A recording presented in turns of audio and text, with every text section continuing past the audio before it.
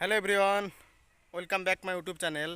আপনারা কেমন আছেন? আশা করছি আপনারা অনেকেই ভালো আছেন, আবার অনেকেই ভালো নেই। যারা গরিব তারা কিছু সংখ্যক লোক একদম ভালো নেই। আমরা নিজেকে কিভাবে বলবো যে স্বাধীন দেশে বাস করছি? আমি দেখেছি গরিবের আর্তনাদ, চিৎকার, কান্না, তাদের উপরে অত্যাচার, জুলুম। অবশ্যই আপনারা বুঝতে পেরেছেন যে আজকে আমি কি বিষয়টা নিয়ে কথা বলছি। ভিডিওর থাম্বনেল দেখে আপনারা বুঝতে পেরেছেন যে আমি কি বিষয়টা নিয়ে কথা বলছি, এবং আপনারা ভিডিওর উপরে দেখতে পাচ্ছেন যে আমি কি বলতে চাইছি। এখন আমরা এমনই একটা পরিস্থিতির উপরে পার করছি যে বলা খুব কঠিন হয়ে যাচ্ছে। তার কারণ যে গরিবের আর্তনাদ, চিৎকার, কান্না, চেঁচামেচি যারা প্রশাসন আছেন এবং যারা পাওয়ারের লোক আছেন তারা কিন্তু শুনতে পায় না কখনো। হ্যাঁ ভাই, হ্যাঁ বন্ধু, আমি এই বিষয়টা নিয়েই কথা বলছি যে আজকে 2 দিন হলো বাংলাদেশের ঢাকা শহরে এক এক রিক্সাওয়ালা না, অনেকগুলো ব্যাটারি চালিত রিক্সাওয়ালা যারা রিক্সা চালিয়ে নিজের জীবিকা নির্বাহ করতেন। একজন ভাই কান্নায় ভেঙে পড়লেন। উনি বলছে যে ভাই, এটা কি হলো ভাই, এবারকার মতো আমাকে ছেড়ে দেওয়া হোক, আমি ঋণী আছি ভাই, আমাকে এবারকার মতো মাফ করে দেওয়া হোক, আমি আর এই রকম জায়গায় আসবো না।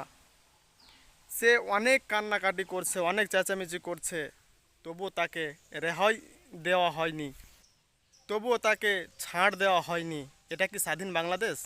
স্বাধীন দেশের এটা কি স্বাধীন সংগঠন যে গরিবের উপরে জুলুম করা, গরিবের উপর অত্যাচার করা? সেই লোকটা রিক্সা চালিয়ে নিজের জীবিকা নির্বাহ করছিল। সে আবার সেখানে অনেক কন্টেন্ট ক্রিয়েটারের ভিডিওতে আপনারা দেখতে পাবেন, অনেকেই ভিডিও করছিল। তো ওখানে আপনারা শুনতে পাবেন ডাইরেক্ট, আমি তো ইনডাইরেক্ট আছি। তো ওখানে তিনি কান্না করে বলছেন যে ভাই, আমার 3-4টা বাচ্চা, বউ বাচ্চা নিয়ে আমি খুব সুখে খাচ্ছিলাম এই রিক্সা চালিয়ে, এখন আমি কি করব, কি আমি নিরুপায়। সে আল্লাহ, এটা কি স্বাধীন বাংলাদেশ? এটা কি স্বাধীন দেশ? স্বাধীন দেশে এরকম আমার সঙ্গে কেন হচ্ছে, কেন হলো আমার সঙ্গে? আমার যে জীবিকা নির্বাহ করার আমাদের ছিল, যে যানবাহন ছিল, সেটাকেই ভাঙচুর করে ফেলে দেওয়া হলো, সেটাকে নষ্ট করে দেওয়া হলো। প্রায় আমার 1 লক্ষ টাকা দিয়ে আমি সেই রিক্সাটা করেছিলাম, কিনেছিলাম। আমার একমাত্র সবল, আমার একমাত্র সম্বল। আমি এখন কোথায় যাব, আমি এখন কি করব? এই রিক্সা চালানো ছাড়া তো আমার কোনো গতি নেই। এখন রিক্সাই নেই, তো আমি আর কি করব? সে লোকগুলো এখন কি করবে? তিনি ঋণ নিয়ে সেই রিক্সাটা চালাচ্ছিল, রিক্সাটা চালিয়ে তিনি জীবিকা নির্বাহ করছিল। এখন তার সেই সম্বলটাকেই সরকার, সরকারের লোক ভাঙচুর করে ফেলে দিল। তো এখন উনি কি করবে? নিরুপায়। এখন তার করার কি আছে? এটা নিজে থেকে একটু চিন্তাভাবনা করে দেখুন যে বলার কি আছে।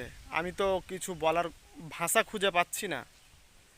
তবে আমাকে অনেক দুঃখ লেগেছে যে তিনি খুব সুন্দরভাবে চলাফেরা করছিলেন, তিনি সুন্দরভাবে নিজের জীবিকা নির্বাহ করছিলেন, তিনি নিজেরভাবে সংসারটাকে মেনটেন করছিলেন।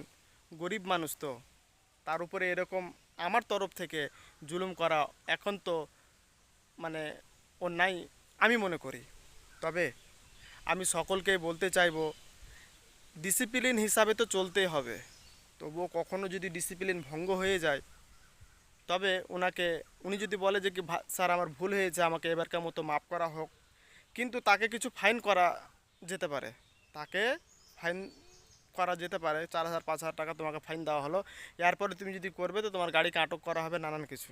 কিন্তু এখানে ডাইরেক্ট তার যে সম্বল ছিল, তার রুজি রোজগারের যেটা যানবাহন ছিল, সেটাকেই ছিনিয়ে নেওয়া হলো, তোড়ফোড় করে ফেলে দেওয়া হলো, কাচড়া বানিয়ে দেওয়া হলো। তো তিনি, সে লোকটা এখন কি করবে? সে লোকটা নিরুপায় হয়ে পড়ে পড়ে যাচ্ছে, মরে যাচ্ছে।